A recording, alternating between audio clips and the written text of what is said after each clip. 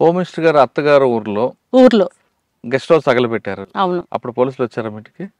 రాలే, తెలియదు అప్పుడు, తర్వాత తెలిసింది. అయితే అక్కడ స్టేషన్ పెట్టేసారు. అంటే అక్కడ ఫ్రెషర్లకు వచ్చాక ఫ్రెషర్లంగా పెట్టేసారు. నేను పట్టుకోవడానికి చాలా ట్రై చేసారు. కానీ తగలబెట్టిన విషయం మీకు తెలుసా? ఎవరు చేశారా పనిని? తెలుసు. ముందే తెలుసా, తర్వాత తెలుసా? తర్వాత తెలుసు. ముందు అంటే ఏం జరిగింది అనేది తర్వాత తెలుసుకున్నా నేను. నాకు తెలియదు అప్పుడు. చెప్పలేదా తప్పు కదా అని అనలేదా? తప్పు కదా అని అంటే అక్కడ జరిగిన సంఘటనలను బట్టి వాళ్ళకు అది చేయాలనిపించింది, చేసిర్రు అంతే. అది ఎందుకు చేసిర్రు అనేది తర్వాత తెలుసుకున్నాడు నేను. అట్లా అయితే ఇట్లా వస్తుండగా పోతుండగా అసలు జనాలకు ఎట్లుండే అంటే బయటికి వెళ్ళడమే చాలా కష్టం ఉండే. అసలు బావలకాడికి పోవాలన్నా ఈ పక్క నుండి వీళ్ళు, ఆ పక్క నుండి వాళ్ళు, ఈ పక్క నుండి వీళ్ళు, ఆ పక్క నుండి వాళ్ళు అన్నట్టుగా తిరిగేది. చాలా మామూలుగా కాదు. ఒక్కొక్కసారి 500 మంది, 200 మంది, 300 మంది, 100 మంది, 50 మంది, అసలు లెక్కలేదు. అసలు ఊరంటే అసలు మొత్తం ఇట్లా ఉడికిపోయేది, అంత జరిగింది. అయితే ఇక్కడ ఏం జరుగుతుంది అనేది కూడా వీళ్ళకి కూడా ఇన్ఫర్మేషన్ పోతుంది. ఎప్పుడో వస్తుర్రు, నన్ను పిలిపించుకుంటారు, ఏం జరుగుతుందని అడుగుతుర్రు వాళ్ళు. ఇక్కడ పోలీసు వాళ్ళు కూడా వీళ్ళు కూడా ఏమంటారు అంటే అప్పుడు శ్రీనివాస నాయుడు చేసిండు ఎస్ఐగా, మధ్యపాటి శ్రీనివాస నాయుడు, ఆనందరెడ్డి, శ్రీనివాస నాయుడు వీళ్ళంతా ఎస్ఐగా చేసిర్రు.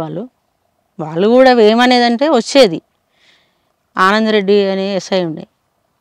వాళ్ళు కూడా ఏమనేదంటే అమ్మ వద్దు, లొంగిపోమ్మాను, చిన్న చిన్న పిల్లలు కదా, నువ్వు ఎట్లా దాక్కుంటావు అని వాళ్ళు అనేది. అన్నప్పుడు నేను వాళ్ళకు ఏం సమాధానం చెప్పపోయేది, నాకేం తెలియదు అన్నట్టుగానే నేను ఉండేది. వాళ్ళు నాకు చెప్పంతా చెప్పేసేది, వాళ్ళు వెళ్ళిపోయేది. వాళ్ళు కూడా చాలా టైట్ చేసారు నన్ను, అట్లా ఇట్లా లొంగిపోమాను అది ఇది అని చాలా టైట్ చేసారు.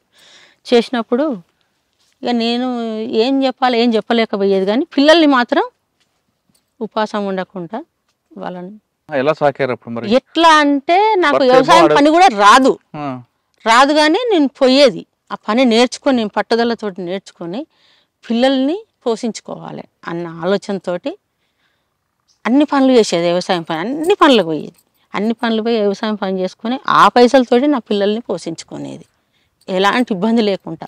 బట్టలైనా సరే, అన్నమైనా అన్ని రకాలుగా, చదువు కానిచెల్లి అట్లా పోషించుకొని పిల్లలకు కూడా ఏ రోజు కూడా ఇబ్బంది జరగపోయేది. కానీ వాళ్ళు ఎప్పుడు వచ్చేది అనేది అర్థం లేకుండానే ఉండేది. ఎందుకంటే నైటు పొద్దున్న దాకా ఎప్పుడైనా సరే, ఎప్పుడు వచ్చినా సరే నేను సిద్ధంగానే ఉండేది వాళ్ళకి. అసలు ఏం చేయాలనేది పోలీసు నిర్బంధం అంటే ప్రెషర్లతో ఎక్కువ అయిపోయింది నాకు చాలా. అయితే ఒకరోజు ఏం జరిగిందంటే ఇంట్లో ఫోటోలు ఉన్నాయి, మనిషి తెలియదు. నేను ఈ ఫోటోలు ఎట్లా అని చెప్పేసి ఆ ఫోటోలు ఆయన ఎక్కడెక్కడున్నాయి అన్నీ తీసి ఒక పక్కకు పక్కింట్లో పెట్టేసిన తెల్లారే వచ్చేసారు. వచ్చి డైరెక్ట్ వాళ్ళ ఫోటోలే చూస్తారు. ఎక్కడున్నాయి ఫోటోలు చూస్తే మనిషిని గుర్తుపట్టేస్తాం, ఆ మనిషి ఎట్లుండన్న సంగతి మనకు తెలియాలి కదా అన్న ఆలోచనతోటి వాళ్ళు చూస్తారు. కానీ ఒక్కరోజు ముందే నేను అవి తీసి పక్కకు పెట్టేసిన. వాళ్ళకు ఒక్క ఫోటో కూడా దొరకలేదు. చాలా అంటే 7 గంటలకు వస్తే 10 గంటల దాకా ఉన్నారు, ఎంత వెతికినా దొరకలేదని చెప్పేసి అట్లా ఇట్లా అని చెప్పేసి మాట్లాడి వెళ్ళిపోయారు. నేనేం చేశాను, దొరకలేదని వాళ్ళు వెళ్ళరే తిట్టడం కొట్టడం ఏదో ఏమనలేదు వాళ్ళు, ఏమన్నా కానీ చెప్పేది నిమ్మలంగా, లొంగిపోమానమ్మా అది ఇది అని చెప్పేసేది. అయితే ఇక ఆ తర్వాత తెల్లారి ఫోటోలు దొరకకుండా దాచిపెట్టినాక నేను ఇట్నే కూలి పని చేసి పిల్లల్ని పోషించుకోవడం జరిగేది. కాబట్టి ఒక్కొక్క రోజు నేను పొద్దున్న దాకా పోయొచ్చి వంట చేసుకుందామన్న సమయంలో పోలీస్ క్యాంపు దిగేది. చాలా ఇబ్బంది పెట్టేది, ప్రెషర్లలో వచ్చేది. వాళ్ళకి ఏం లేదు, ఇక్కడనే కాబట్టి వస్తూనే ఉండేది. వాళ్ళు ఎప్పుడు రావాలనుకున్నప్పుడు అప్పుడు వచ్చేది. మరి పోలీసులు వస్తున్నప్పుడు పిల్లలు భయపడలేదా? పిల్లలు అడగలేదా అమ్మ నానేరని? భయపడిపోయి నానేరని అడిగారు పిల్లలు? వాళ్ళకి తెలుసు చిన్న చిన్న పిల్లలే కానీ ఏమన్నా చెప్తే అర్థం చేసుకునేది. మా పెద్దబాబు జర కొంచెం పెద్దగుండు, ఇద్దరు చిన్నోళ్ళు చిన్న పిల్లలు. అయితే అర్థం చేసుకునేది. సరే అమ్మ ఎట్లా చెప్తే అట్లా వినాలన్న ఆలోచనలోనే వాళ్ళు ఉండేది. అయితే ఒకరోజు ఆనందరెడ్డి ఎస్ఐ, మీ నాన్న వస్తుండా, మాకు చెప్పాలి, మీ అమ్మ చెప్తలేదు, నువ్వన్నా చెప్పు, నీకు పైసలు ఇస్తా అని చెప్పేసి మా చిన్నబాబుకి 5 రూపాయలు ఇచ్చిండు. 5 రూపాయలు ఇచ్చినప్పుడు తీసుకుంటూ నా ముఖం చూస్తుండు. సరే చెప్పకుంటమే కానీ మళ్ళీ వచ్చినప్పుడు చెప్పు, నీ 5 రూపాయలు తీసుకున్నావు కదా, మళ్ళీ వచ్చినప్పుడు చెప్పు. వస్తున్నా అంటే వస్తలేడని తలనే ఊపిండి తప్ప సమాధానం చెప్పలే. చెప్పకపోయేసరికి చాలాసేపు అడిగిరు, అట్లా ఇట్లా అని వాళ్ళు అడిగిరు, వెళ్ళిపోయారు. నేను తర్వాత మరి 5 రూపాయలు తీసుకున్నావు కదా నాన్న, చెప్తావా వచ్చిండు అన్నట్టుగా అంటే, నేను చెప్పాను అని 5 రూపాయలు చింపేసిండు. నేను చెప్పాను, నాకేం తెలియదు అన్నట్టుగా చింపేసిండు. అంటే చిన్న బాబు, ఏం అర్థం కూడా తెలియదు. అంటే 1 రూపాయి కోసం నన్ను ఏడ్పించేది, కానీ 5 రూపాయల లోటు అయినా సరే చింపేసేసిండు. అంటే మా నాన్న గురించి చెప్పొద్దు అనే ఆలోచన ఆ చిన్న బాబు కూడా తెలుసు. అయితే అదే విధంగా కొద్ది రోజులకు ఈయన ఏం చేసిండంటే చూద్దామని వచ్చేసిండు. నన్ను 15 రోజులకోసారి, 20 రోజులకోసారి, నెలకోసారి దళాలు పిలిపించుకునేది. ఏం జరుగుతుంది, ఎట్లున్నావు, ఏం కథ అనేది వాళ్ళు పిలిపించుకొని మాట్లాడేది, ఇక్కడున్న సమాచారం తీసుకునేది. అంటే ఇట్లాంటి ఇబ్బందులు ఏమవుతున్నాయి అనేది కూడా వాళ్ళు తెలుసుకునేది. నేను చూస్తాను పోయేది. అట్లా నేను ఒక రోజు అందులోకి పోయినప్పుడు, నేను ఈ డ్రెస్ మీద ఉంటే తిరగరాదు కాబట్టి ధర్మన్న షూ వచ్చేది నాకు, కిరణన్న డ్రెస్ వచ్చేది. ఆ డ్రెస్ వేసుకొని వాళ్ళతో పాటు తిరిగేది. నేను తిరిగి వాళ్ళతో పాటు 10 రోజులు, వారం రోజులు ఉండి వచ్చేసేది. ఇక్కడ మళ్ళా ఈ పిల్లలు ఇక్కడ అత్త మామ లేడు, మా అత్తయ్య ఉండే, మా ఆడపడుచుండే, వాళ్ళు చూసుకునేది.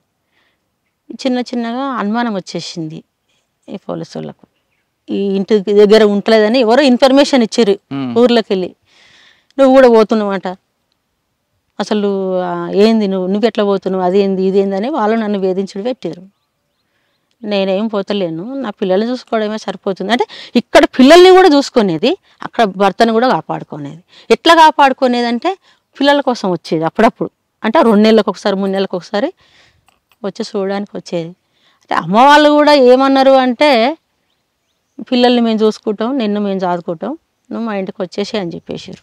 నేను రాను, కష్టమైనా బాధ అయినా నేను ఇక్కడే ఉండాలి, నేను ఇక్కడే ఉంటాను, పని కూలి చేసుకొని నేను పిల్లల్ని చదువుతా, అంతేగాని నేను మీ దగ్గరికి రానని చెప్పేసి నేను పోలే. నువ్వు ధర్మాన బోట్లు తర్వాత గోపన్న బట్టలు వేసుకుని అప్పటికి వెళ్ళావు కదా. గోపన్న కాదు, కిరణ్ అన్న. కిరణ్ అన్న వేసుకుని ఏం చేస్తావు అక్కడ? ఏం చేసేది, వాళ్ళతో పాటు ఉన్నావా? వాళ్ళతో పాటు ఉన్నా. ఏం చేసేదాన్ని పొద్దున్న నుంచి సాయంత్రం వరకు, రాత్రి వరకు? ఏం లేదు, ఒక దగ్గర కూర్చొని అన్ని అక్కడున్న సమస్యలు తెలుసుకోవడమే కానీ, ఇక్కడున్న సమస్యలు చెప్పడమే కానీ, అట్లా అప్పుడప్పుడు అట్లా వచ్చేది. అంటే యాక్షన్లో లేరు ఇక్కడ? ఈ యాక్షన్లు అంటే ఏం లేను, కానీ పోయి వచ్చేసేది, ఉండేది.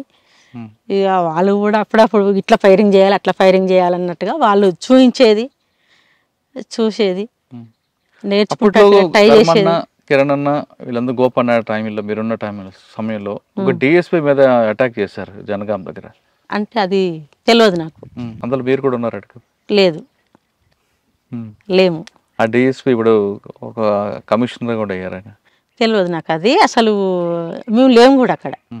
ఎందుకంటే నేను పోయి కలిసి వచ్చి మాట్లాడడం వరకే, నా పార్టీలో తిరుగుతున్నాడు కాబట్టి, అక్కడనే ఉంటుండు కాబట్టి పోయేది వచ్చేది. అయితే ఒకసారి డిఎస్పీ గారి కాల్పులకి మీకు సంబంధం లేదు? సరే, మీరు చెప్తున్న ఆనందరెడ్డి గారిని దాడి చేసింది ఎవరు? ఆనందరెడ్డి మీద దాడి చేసింది కూడా, అది కూడా నాకు ఏం తెలియదు, ఏం తెలియదు నాకు. ఇన్ఫార్మల్ పేరు మీద కొంతమంది కొట్టి చంపడం అది కూడా నాకేం తెలియదు, వాళ్ళు దళాలు చేసేది, అంతేగాని నాకు అవన్నీ ఏం తెలియదు. అంటే కొన్ని ఈ చిన్న సమస్యలు దాని మీద కొంచెం నాకు ఊర్లో నుంచి వాళ్ళు వీళ్ళు వచ్చి, మాకు ఇలాంటి సమస్య ఉంది, ఈ భూముల సమస్య ఉంది, ఆ సమస్య ఈ సమస్య అంటే అది వాళ్ళకి నేను వివరించేది. వాళ్ళు నన్ను అందరూ కూడా పిలిపించుకునేది. కొట్టేవారట కదా మీరు, ఆ? బాగా కొట్టేవారట కదా. నేనేం కొట్టపోయేది వారిని, ఏం కొట్టపోయేది, ఎవరినే కొట్టపోయేది. ఇన్ఫార్మల్ పేరు మీద వాళ్ళని కొట్టడం తర్వాత చంపడం అందరూ కూడా ఉన్నారని మీ పేరు లేదు, నాకు అవన్నీ ఏం తెలియదు, ఏం లేదు. పిల్లల్ని చూసుకోవడం, ఇంటి దగ్గర ఉండడం, భర్త వచ్చినప్పుడు, తను వచ్చినప్పుడు నేను ఎట్లా మళ్ళీ పంపించేయాలి అనే ఆలోచనతోటి ఆయన కాపాడుకోవడమే జరిగింది.